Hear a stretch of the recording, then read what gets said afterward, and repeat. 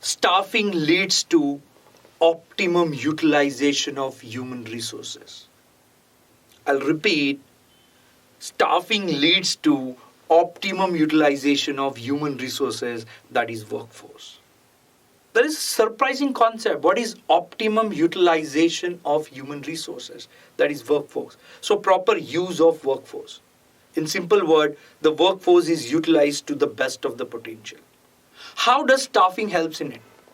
See, understand, topmost care must be taken at every stage of staffing, right from recruiting, selecting, placing, development and training and remuneration.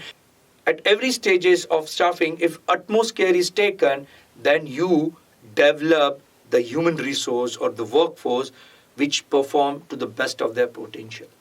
And we utilize those human resource in an optimum way. I'll explain. Let's say at the stage of recruitment, right?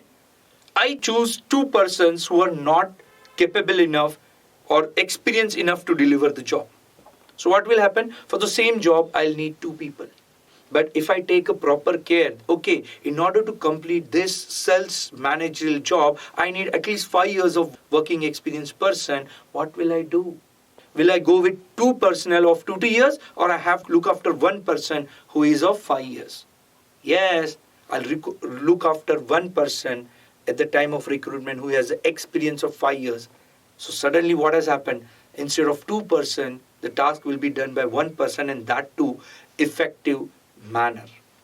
So automatically his experience will increase the performance and progress of the organization. Let's take one more example how staffing functions leads to optimum utilization of human resource. Another staffing function is development and trainings.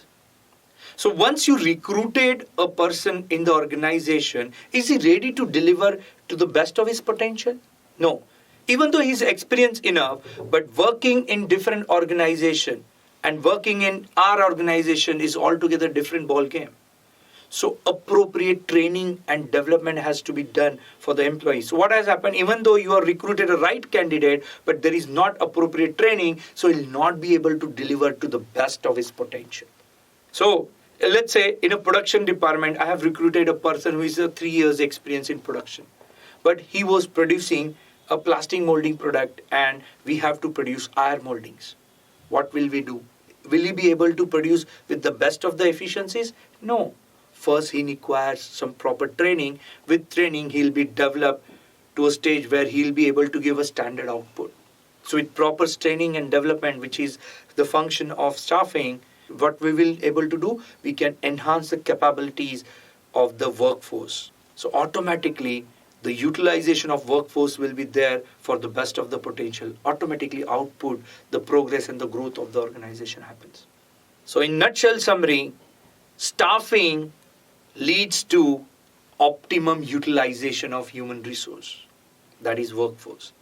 See, understand that in order to ensure that the workforce will deliver to this best potential, you have to also consider that overload or excessive burden is not there on employees. If there is an excessive burden, overload, then obviously their efficiency goes down.